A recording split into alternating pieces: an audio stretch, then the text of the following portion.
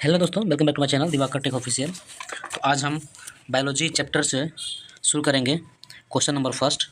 हम ये सीरीज शुरू कर रहे हैं बीपीएससी का 70 बीपीएससी, ठीक है। इस बार क्रैक करना है, हमको पता है।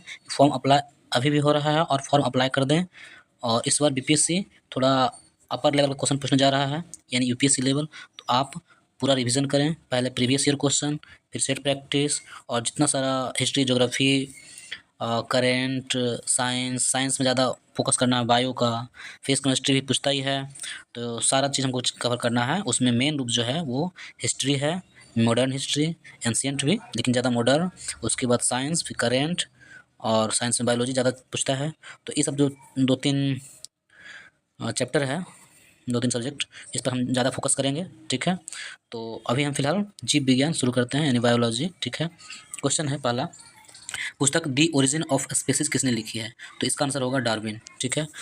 दी ओरिजिन ऑफ स्पीसीज पुस्तक लिखी है, इन्होंने ही प्राकृतिक वर्णवाद का सिद्धांत दिया है, ठीक है, यानी कि the theory of nature selection, ठीक है। अगला क्वेश्चन है, मानव तंत्र में इंसुलिन किसका चयापचय मेटाबॉलिज्म नियंत्रित करता है? तो इसका आंसर होगा कार्बोहाइड्रेट, ठीक है। कार्बोहाइड्रेट जो है वो इंसुलिन का चयापचय यानी मेटाबॉलिज्म नियंत्रित करता है। इंसुलिन जो होता है वो एक प्रोटीन होता है, ठीक है, जिसे हार्मोन भी कहते हैं। यानी हार्मोन तो है इंसुलिन, लेकिन उसका मेन जो होता है उसमें प्रोटीन होता है, ठीक है। यह जो उत्सर्जन होता है इसका, यह अग्नाशय से उत्सर्जन होता है, और मानव शरीर में यह ग्लाइकोजन के रूप में उपस्थित होता है, जो कि ग्लूकोज से ग्लाइकोजन बनता है, और उसमें बनने की प्रक्रिया में ये इंसुलिन सहायता करता है, ठीक है। शरीर में इंसुलिन की कमी होने पर मधुमेह नामक बीमारी होती है, और मधुमेह को ठीक करने के लिए ऊपर इंजेक्शन से इंसुलिन शरीर में दिया जाता है। अगला क्वेश्चन है, निम्नलिखित में से एंटीबायोटिक है? तो एंटीबायोटिक क्या है? ये सल्फाडाइजिन, इसका आंसर होगा डी। सल्फाडाइजिन के अलावा पेनिसिलिन भी एंटीबायोटिक है, जो कि बैक्टीरियल इन्फेक्शन से हमें बचाता है, ठीक है। अगला क्वेश्चन है, निम्नलिखित में से कौन सा मुख्यतः कार्बोहाइड्रेट है? तो मुख्यतः कार्बोहाइड्रेट जो है वो चावल है, क्योंकि चावल में 100 ग्राम चावल में कार्बोहाइड्रेट का मात्रा जो होता है 25.5 होता है, ठीक है, और इसमें 90% कैलोरी होता है, ठीक है। कार्बोहाइड्रेट का जो सूत्र होता है वो CH2O होता है, ठीक है। कार्बोहाइड्रेट जो पाया जाता है वो 3 रूप में पाया जाता है, यानी शर्करा के रूप में, स्टार्च के रूप में, और फाइबर के रूप में, ठीक है, खाद्य पदार्थ में जो पाया जाता है। जबकि कार्बोहाइड्रेट जो इसका टाइप्स होता है वो 4 टाइप का होता है, मोनोसेक्राइड, डायसेक्राइड, और ओलिगोसेक्राइड, और पोलीसेक्राइड, ठीक है। तो हो गया। इसका अगला क्वेश्चन है, कीट संवर्धन क्या है? कीट संवर्धन जो होता है वो कीटों की वृद्धि करने का विज्ञान है, कीटों की वृद्धि करने का विज्ञान है। तो कीट संवर्धन में बहुत तरह के कीट आते हैं, उसमें केचुआ भी आते हैं, लाख भी आते हैं, और बहुत सारा कीट है, लगभग 1000 तरह के कीट आते हैं। कीट संवर्धन का जो प्रयोगशाला है वो हापुड़ में है, यानी यूपी के हापुड़ में कीट संवर्धन प्रयोगशाला है, IGMIR, ठीक है, Indian grain storage management research, ये वहाँ है। और कीट संवर्धन जो है उसको करने के लिए बहुत ही मुश्किल होता है, जैसे उसको ताज़ा खाना देना है, उसको मरने से बचाना है, उसमें कोई रोग ना लग जाए, इस तरह का बहुत सारा चीज़ होता है। लाख जो होता है वो भी एक कीट संवर्धन का उदाहरण है, क्योंकि उससे रेशा निकलता है, ठीक है, जिसका लाख का जो बॉटनी बायोलॉजिकल नेम होता है लेसिफेरा लाइका होता है, ठीक है। अगला क्वेश्चन है, जेनेटिक्स निम्न में से किसका अध्ययन है? ठीक है, तो जेनेटिक्स अध्ययन जो है वो अनुवांशिकता और विचरण का अध्ययन है। जेनेटिक्स सबसे पहले अनुवांशिकी, ठीक है, ग्रेगर मेंडल ने दिया था, और ग्रेगर मेंडल जो कि सबसे पहले जो अध्ययन किया था वो मटर के पौधे पर 7 साल तक उसको देखा था और उस पर अध्ययन किया था, ठीक है। यानी जीवधारियों में जीनों, अनुवांशिकता और विचरण का अध्ययन किया जाता है अनुवांशिकी में, ठीक है। इसी संबंधित एक वर्ड आता है उत्परिवर्तन, ठीक है। जब जीन में, ठीक है, जीन में हानिकारक परिवर्तन या जिससे रोगजनक संस्करण भी कहा जाता है उसे म्यूटेशन कहते हैं, ठीक है। यानी म्यूटेशन जो होता है वो जीन में हानिकारक परिवर्तन है या रोगजनक संस्करण है, ठीक है। इसके अलावा अगर दूसरा शब्द में कहें तो जब आपके पास आनुवांशिक सामग्री की गलत मात्रा होती है, ठीक है, तब आपका जो है जीन परिवर्तन होता है, जिसे उत्परिवर्तन या म्यूटेशन कहते हैं, ठीक है। सबसे पहले म्यूटेशन शब्द या म्यूटेशन का जो दिया था वो ह्यूगो डी ब्राइस दिया था, और वो कहाँ का था? नीदरलैंड का व्यक्ति था, ठीक है। और मेंडल ने इसके अलावा जो है वो 3 नियम दिया है, वंशानुक्रम से संबंधित 3 नियम दिया है। पहला है प्रभुत्व का नियम, दूसरा है पृथक्करण का नियम, और तीसरा है स्वतंत्र वर्गीकरण का नियम, ठीक है। अगला क्वेश्चन है, गर्भ में भ्रूण के विकास को जानने के लिए निम्नलिखित में से किस तरंगों में से निम्नलिखित तरंगों में से किसका उपयोग किया जाता है? तो इसका आंसर जो होगा वो है पराध्वनिक तरंगे यानी अल्ट्रासाउंड वेव। ठीक है, अल्ट्रासाउंड का हिंदी क्या होता है? पराध्वनिक तरंगे। क्या होगा इसका आंसर? इसका आंसर सी होगा। इसका दूसरा नाम सोनोग्राफी है। ठीक है, अगला क्वेश्चन है निम्न में से कौन सा सच्चा फल नहीं है? तो सेब जो है वो सच्चा फल नहीं है। ठीक है, क्यों नहीं है? क्योंकि इसके निर्माण में अंडाशय के अलावा कुछ अन्य भाग भी शामिल होता है। ठीक है, जिसका एग्जाम्पल है सेब, काजू, नाशपाती। ये तीन जो फल होता है वो सत्य फल नहीं है यानी असत्य फल है यानी फॉल्स फ्रूट है। अगला क्वेश्चन है पाइन, फर, स्प्रूस, सेडार, लॉर्स एवं साइप्रस आदि मशहूर लकड़ी उत्पादक देशों में बहुत से भारत के पहाड़ी क्षेत्रों में पाए जाते हैं। ठीक है, तो पाए जाते हैं। ये सभी क्या कहलाते हैं? ये जो कहलाते हैं वो कहलाते हैं अनावृत बीजी। ठीक है, इसका क्या होगा आंसर? इसका आंसर होगा अनावृत बीजी। ठीक है, अनावृत बीजी इसका आंसर होगा। अगला क्वेश्चन है, अच्छा इससे संबंधित कुछ फैक्ट है। फैक्ट ये है कि अनावृत बीजी और एक होता है आवृत बीजी। ऑप्शन एक में जो देख रहे हैं आवृत बीजी है, तो आवृत बीजी का जो अंग्रेजी होता है वो एंजियोस्पर्म होता है, जबकि अनावृत बीजी का अंग्रेजी जो होता है वो जिम्नोस्पर्म होता है। अगर जिम्नोस्पर्म का हिंदी बोला जाए तो या तो अनावृत बीजी या नग्न बीजी, यानी बीज जो होता है वो खुला रहता है, वो ढक्कन नहीं रहता उस पर, मतलब कवर नहीं रहता। ठीक है, वो इसका एग्जाम्पल जो बता ही दिए कि चीड़ है, चीड़ यानी पाइन, अंग्रेजी नाम पाइन है और चिड़ हिंदी नाम है। उसके अलावा फर है, स्प्रूस है, सेडार है, लार्ज है, साइप्रस है इत्यादि। ये कोंधारी वृक्ष में पाया जाता है। कोंधारी वृक्ष जो होता है वो पहाड़ी क्षेत्र में होता है जहाँ ठंडा पड़ता है। ठंडा पड़ता है, इसको इसका दूसरा नाम जो होता है वो शंकुधारी वन होता है, यानी कि उसका जो आकार होगा पेड़ का वो शंकु की तरह होगा। उसका पेड़ का जो टहनी होता है वो ऊपर की ओर नहीं रह के नीचे की ओर होता है। फोटो में आप देखिए। ठीक है, इसके अलावा आवृत्त बीज जो होता है वो उसका बीज ढका हुआ होता है। ठीक है, इसमें दोहरा निषेचन होता है और वे प्रजनन के लिए किस पर आधारित होता है? वो जंतुओं पर आधारित होता है। ठीक है, अगला क्वेश्चन है इसका। अगला क्वेश्चन है लौंग पौधे के निम्नलिखित में से किस भाग से प्राप्त होते हैं? लौंग जो पौधा होता है, लौंग पौधे के, लौंग जो होता है पौधा के किस भाग से प्राप्त होता है? तो इसका आंसर होता है शुष्क पुष्पकली। क्या है इसका आंसर? शुष्क पुष्पकली। ठीक है, लौंग जो होता है इससे संबंधित तो छोटा सा फैक्ट है।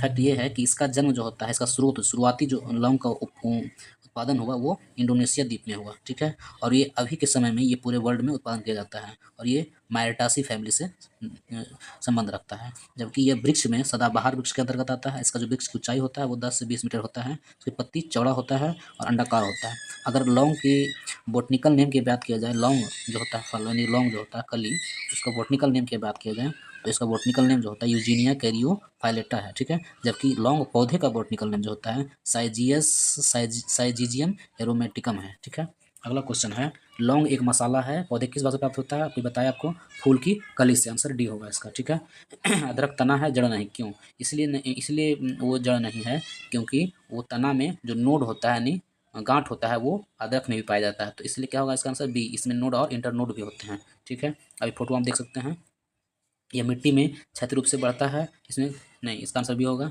अगला क्वेश्चन है परागन की सुपरिभाषा क्या है? तो परागन की परिभाषा जो है वो परागकण का पराग केसर के क्लोम छिद्र तक स्थानांतरित होने की क्रिया है। यानी पुंकेसर और स्त्रीकेसर के जो ऊपर स्टिग्मा में जो परागकण होते हैं वो स्त्रीकेसर के अग्रभाग से होते हुए नालिका के द्वारा थैलमस के भाग पर पहुंच जाते हैं। ठीक है, ठीक है, तो इस अवस्था को क्या कहते हैं? वो परागन कहते हैं। ठीक है, इस फोटो में आप देख सकते हैं।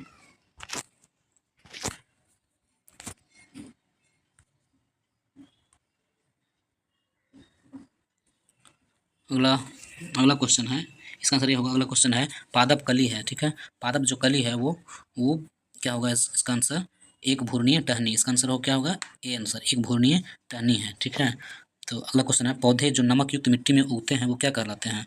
वो कहलाते हैं हेलोफाइट। और पादप जो पौधे युक्त मिट्टी में उगते हैं क्या कहलाते हैं? हेलोफाइट। ठीक है, इससे संबंधित फैक्ट ये है कि हेलोफाइट जो होता है वो इसका हेलोफाइट जो पौधा है वो उसका नाम है सुंदरी पौधा या मैंग्रोव वन। ठीक है, तो सुंदर वन में जो पौधा सबसे अधिक है वो सुंदरी पौधा है। ठीक है, ये ज़्यादातर समुद्र के तटीय रेखाओं में पाया जाता है क्योंकि वहाँ समुद्री जो पानी होता है वो नमकीन होता है। ठीक है, और उसी में ये उपजता है क्योंकि उस जगह दलदली भाग भी होता है, रेगिस्तानी भाग भी होता है। रेगिस्तानी क्या, दलदली भाग होता है। ठीक है, और अगर जब उसमें नमक की मात्रा उस पौधे में अधिक हो जाता है तो ट्राइकोम नामक ग्रंथि से वो एक उत्सर्जित कर देता है पसीना के थ्रू। ठीक है, अगला क्वेश्चन है लवणता युक्त वातावरण प्रेमी पौधों को क्या कहते हैं? तो इसका आंसर होगा लवन मृदोद्भिद, लवन मृदोद्भिद। ठीक है, अगला क्वेश्चन है इलेक्ट्रोएन्सेफेलोग्राम निम्नलिखित किसकी निगरानी के लिए उपयोग किया जाता है? तो इलेक्ट्रो ईजी जो है इलेक्ट्रोएन्सेफेलोग्राम जो होता है वो मस्तिष्क की निगरानी के लिए किया जाता है। तो मस्तिष्क की निगरानी क्यों, मतलब जिस व्यक्ति को ईईजी हो रहा है तो इसका मतलब वैसा वाला व्यक्ति जो है या तो फिर वो मिर्गी का शिकार होगा, या तो स्मृति हानि होगा यानी मेमोरी लॉस होगा व्यक्ति को, या तो व्यवहार में मैंने कहीं ना कहीं उसका माइंड डिस्टर्ब होगा। ठीक है, यानी संबंधित है मस्तिष्क से, या फिर चोट लग गया होगा सिर में बहुत। ठीक है, या फिर दिमागी बुखार है। ठीक है, या फिर बहुत सारा प्रॉब्लम हो सकता है। और जो ईईजी होता है वो 20 से 30 मिनट होता है किसी व्यक्ति को। ठीक है, अगला क्वेश्चन है मांसपेशियों में दर्द के उपचार में उपयोग किया जाने वाला विकिरण क्या है? वो इसका आंसर होगा इंफ्रारेड, है ना। इंफ्रारेड क्या है इसका आंसर? इंफ्रारेड। ठीक है, अगला क्वेश्चन है मांसपेशियों में दर्द के उपचार में किया जाने वाला तो इंफ्रारेड। इसके अलावा भी और बहुत सारा इसका यूज है। ठीक है, आप इसमें फोटो में देख सकते हैं। जीवों में अत्यधिक विविधता का कारण है, इसका कारण जो है उत्परिवर्तन है। हम बताए थे कि उत्परिवर्तन शब्द जो है ह्यूगो डी ब्राइज ने दिया था और वो नीदरलैंड का था। ठीक है, हाँ, जो कि जीनों में परिवर्तन के कारण विविधता होता है। अगला क्वेश्चन है मेंडल के आनुवंशिकता का सिद्धांत किस पर आधारित है? तो इसका आंसर होगा लैंगिक जनन पर। किस पर आधारित है? लैंगिक जनन पर। ठीक है, डीएनए की खोज किसने किया था? तो डीएनए की खोज किया था Gregor James Watson and Francis Crick. ठीक है, जबकि बीपीएससी जो आंसर दिया है वो इसके बारे में नहीं बता रहा। ठीक है, वो बोल रहा है कि डीएनए की कुंडलित खोज किया था, जो डीएनए कुंडली नुमा जो आकार होता है उसका खोज किया था जेम्स एंड वाटसन क्रिक। ठीक है, James Watson and Francis Crick. ठीक है, जबकि जबकि जबकि फ्रेडरिक मिक्सचर ने सर्वप्रथम 1869 में दिया था, डीएनए का खोज किया था। ठीक है, और जबकि कुंडलीकार विन्यास जो है डीएनए का वो प्रस्तुत किया था James Watson and Francis Crick. ठीक है, अगला क्वेश्चन है जीव कोशिकाओं में आनुवांशिक लक्षणों के नियंत्रण में निम्नलिखित में से कौन सा उत्तरदायी है? तो इसका आंसर होगा डीएनए। ठीक है, डीएनए जो है यही उत्तरदायी है। अगला क्वेश्चन यकृत में एवं मांसपेशियों में ऊर्जा जमा होती है, तो यकृत एवं मांसपेशियों में जो ऊर्जा जमा होती है वो होती है ग्लाइकोजन के रूप में। Answer D.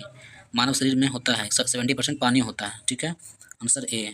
अगला क्वेश्चन है विटामिन जो रक्त के थक्के बनाने में प्रभावी होता है, उसका आंसर ए डी होगा।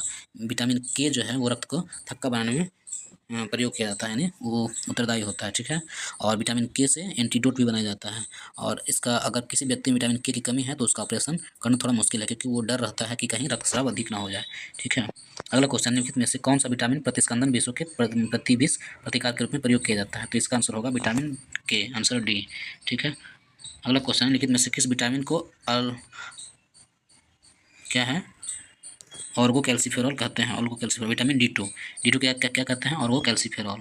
ठीक है, विटामिन डी2 को ऑर्गो कैल्सीफेरॉल, जबकि विटामिन डी3 को कोली कैल्सीफेरॉल। ठीक है, और विटामिन डी2 जो होता है वह सबसे अधिक पाया जाता है मक्खन में, दूध में, पनीर में, मशरूम में, अंडा में, मांस में। ठीक है, और इसकी कमी से जो होने वाला रोग है वो रिकेट्स होता है। अगला क्वेश्चन है मानव शरीर में विटामिन ए भंडारित होता है, तो भंडारित जो सबसे अधिक होता है वो कहाँ होता है? यकृत में होता है। ठीक है, यकृत में सबसे अधिक विटामिन ए भंडारित होता है, और इसकी कमी से होने वाला रोग है रतौंधी। ठीक है, और यह विटामिन ए जो होता है संक्रमण रोधी होता है, यानी आपके शरीर में विटामिन ए की कमी होगा तो आपको संक्रमण बहुत जल्दी हो जाएगा। इसका स्रोत जो होता है वो दूध, मक्खन, अंडा, मछली का तेल ये तथा गाजर होता है। निम्नलिखित में से कौन सा युग्म सही सुमेलित नहीं है? तो रेटिनॉल, जीरोथैल्मिया, टोकोफेरॉल, बेरी रसायनों को वाला तालपत्र और ऑल्गो कैल्सिफेरॉल रिकेट्स। आंसर इसका जो होगा वो बी आंसर होगा। ठीक है, क्योंकि रेटिनॉल की कमी से जो होता है वो जीरोथैल्मिया यानी आँख का रतौंधी होता है, वो पता ही है, सही है। और रसायनों को वाला मीन की अगर शरीर में कमी है यानी विटामिन बी 12 की कमी है तो उसका एनीमिया होता है, रक्ताल्पता होता है। और को कैल्सीफेरॉल अगर कम है यानी विटामिन डी2 कम है शरीर में तो आपको रिकेट्स होगा। ठीक, जबकि टोकोफेरॉल जो होता है वो विटामिन ई का नाम है। ठीक है, विटामिन किसका नाम है? ई का नाम है। इसे इसे समझते हैं। बेरी जो होता है वो विटामिन बी1 की कमी से होता है, और विटामिन बी1 का नाम क्या है? वो थायमीन नाम है।